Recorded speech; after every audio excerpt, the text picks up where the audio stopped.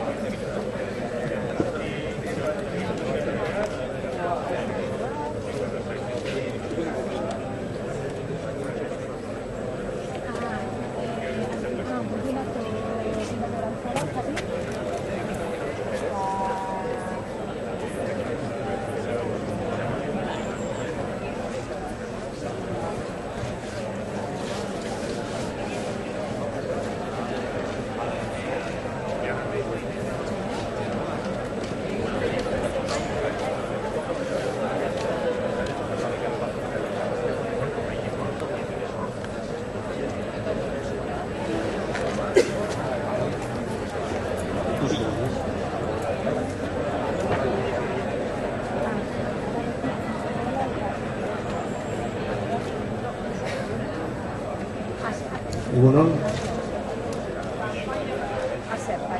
Egunkaria auzia berriroen. Askok harriduraz hartuko zenuten dei hau, auzia amaitutzat ematen zenutelako.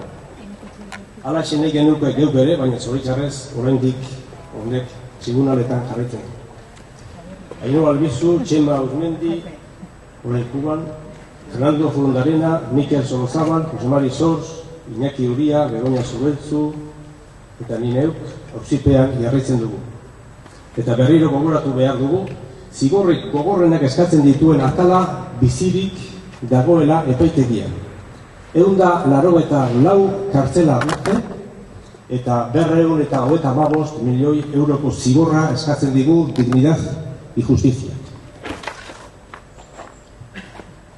8 urte betetzen dira oraintxe urriaren 16an, igande honetan, egunkaria kasuko bigarren sarekada gertatu zenetik.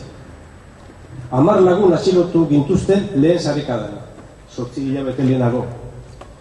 Euskal Herrian mobilizazio adierazgarriak izan ziren edukian zein dimentsioan, baina hala ere Del Olmo epaileak, oraintsu ere bere buruan nabarmen utzi duen berberak, berean jarraitu zuen.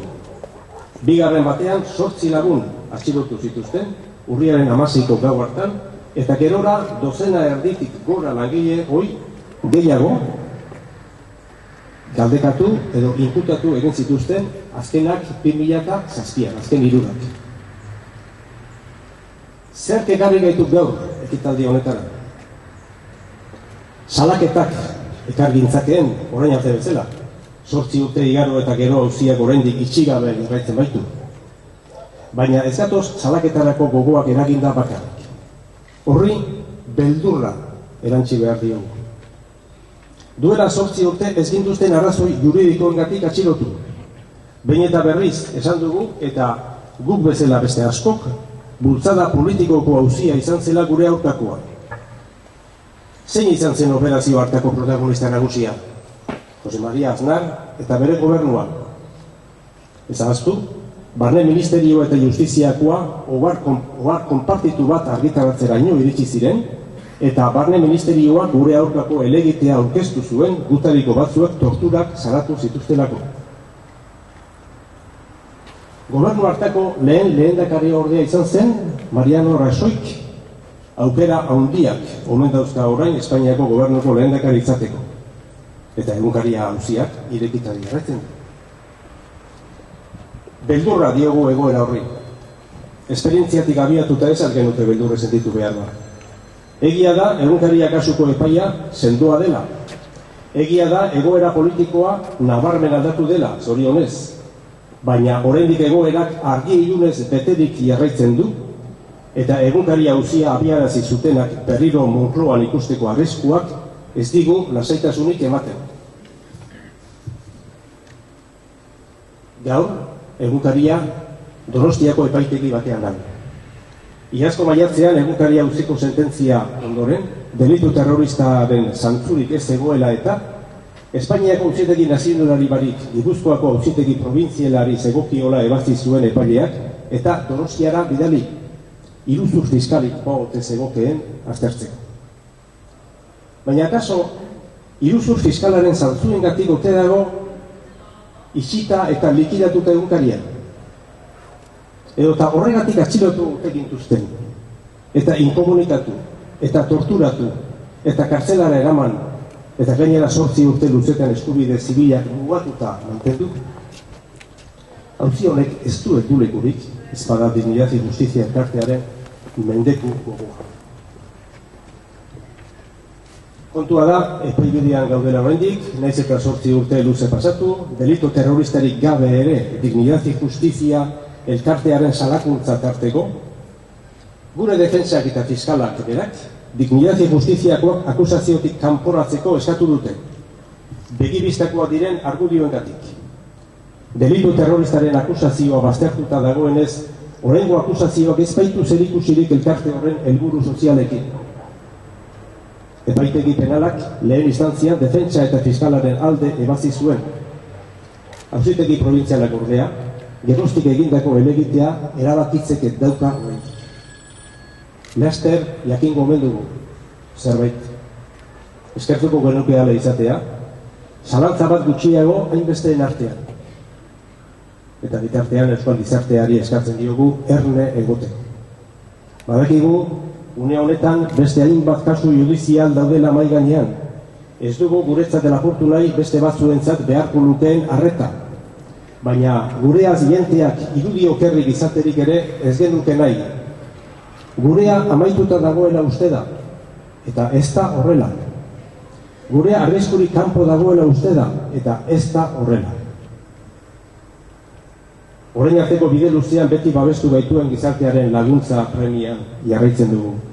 Babes horri esker gertatu zen 2010ko apirileko sententzia lasaigarri hura. Berriro jo nahi dugu ate berbera. Auzia itxigabe euskal gizarteak ahaztu ez gaitzan. Aurretiaz eskertzen dizuegu emango diguzuen atxikimentua, laguntza eta babesa, mila esker.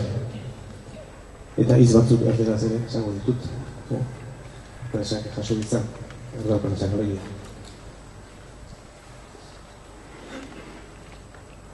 Otra vez el caso de Egunkaria, muchos de vosotros habréis reaccionado con asombro ante esta convocatoria, ya que seguramente daríais el caso por concluido.